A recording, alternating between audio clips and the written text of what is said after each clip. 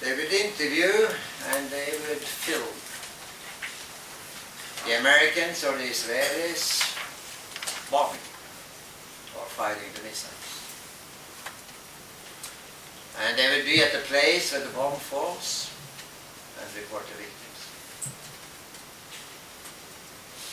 They would, of course, have interviews with so-called decision makers. But they want to show the people who are the senders and the receivers of atrocities. They want to show them.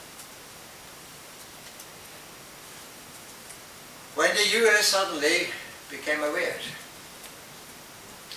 that these people are not doing it the Norwegian US way, namely showing missiles being sent, but they're also showing missiles being received, molested bodies, death, and something more important than death, bereavement, the bereaved, those left behind, those in whose hearts and minds something starts building up. That, of course, is good for Pentagon because it will keep the budget operating. Now, the US was incensed, absolutely furious. And Bush said to Blair, "Shall we take out Al Jazeera, bomb it?" And the only good remark I've ever heard from Tony Blair is that he said, "I'm not so sure that would be a good idea."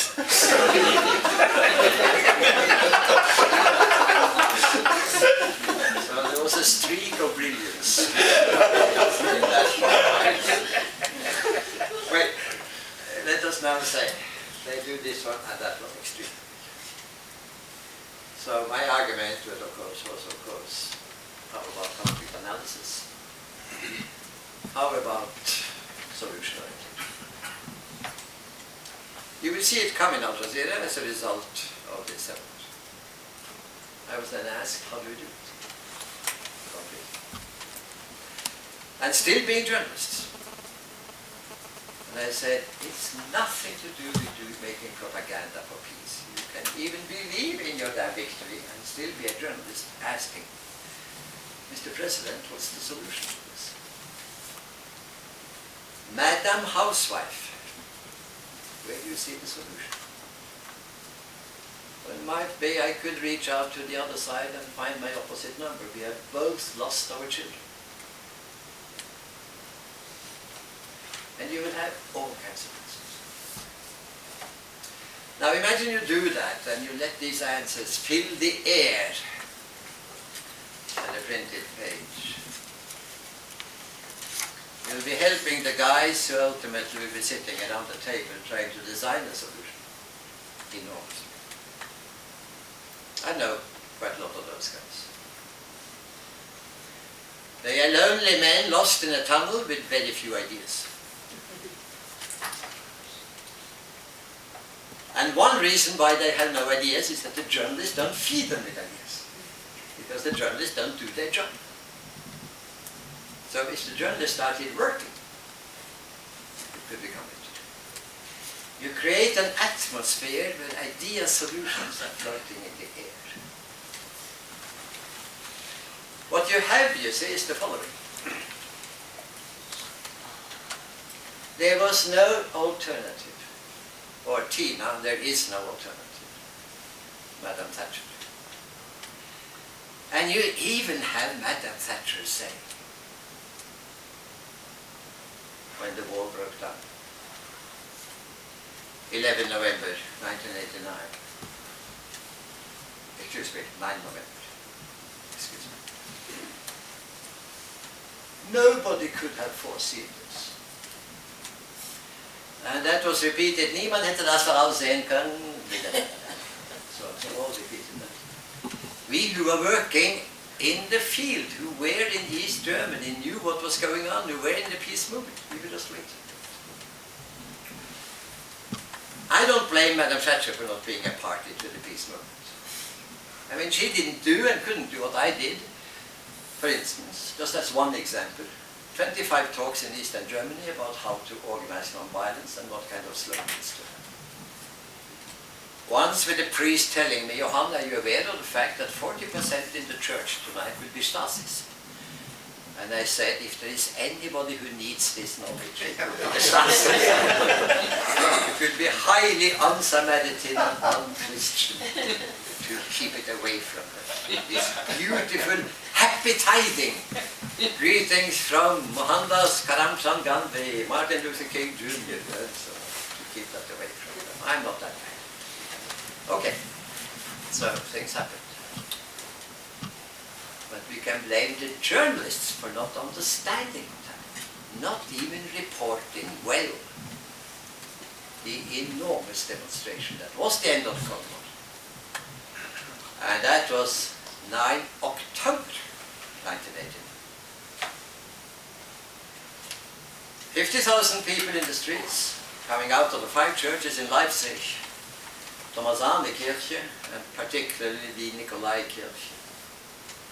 And the priest saying, remember Martin Luther King, Mohandas Karamchand Gandhi, no violence, no shouting, embrace them, flowers in the muzzles of the gun.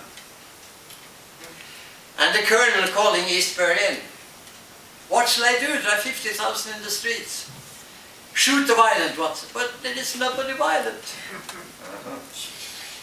Starts getting serious. Because if you use violence against somebody very, very clever at violence and much more better equipped than you are, it is not necessarily a sign of immorality, it could also be a sign of stupidity. Or both, these two categories don't exclude each other. They woke up the Soviet ambassador that night. The Soviet ambassador woke up Gorbachev. And Gorbachev said, we will not intervene. Not a word about this drama in the Western press. Not a word. Now I can give you one reason why. It looks suspiciously like the end of the Cold War was produced by common people in a town, in the wrong country, in the wrong bloc. It is produced by us, by Reagan, by being strong. It was not Reagan's strength that impressed them the smartest. They had other things on their mind. Now, West Germany acted quickly.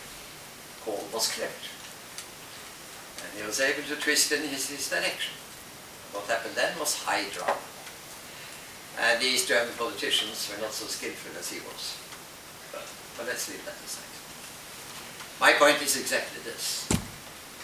There was no flora, fauna of good ideas in the media that could have happened. Nobody could have foreseen this. There was no alternative to Kosovo independence. Here is transcends alternative. Kosovo independent, yes. But as a loose federation. With 26 cantons, for instance. 3 of them Serbian. As autonomous as the French cantons in Switzerland. In charge of their own cultural heritage, running their part in their own system, their own idiom. Maybe one canton for the Roma. Maybe one for Greek speaking. It's a complex part of the world. There are lots of cantons, so that's why I start with the Swiss number 26. You may do it a Swiss trick that if you get into difficulties in the canton, you split it in 2 half cantons. Swiss are good at it. Incidentally, also a solution for Sri Lanka, that kind of thing. And to send to Sri Lanka a facilitator with no experience at all in federalism, only in a unitary state, that had a minister who had listened to the skillful propaganda by tigers in Tromsø, Norway. Being tiger-oriented with nothing to offer, being a unitary state, which is what Otto Pax wanted, a non-starter.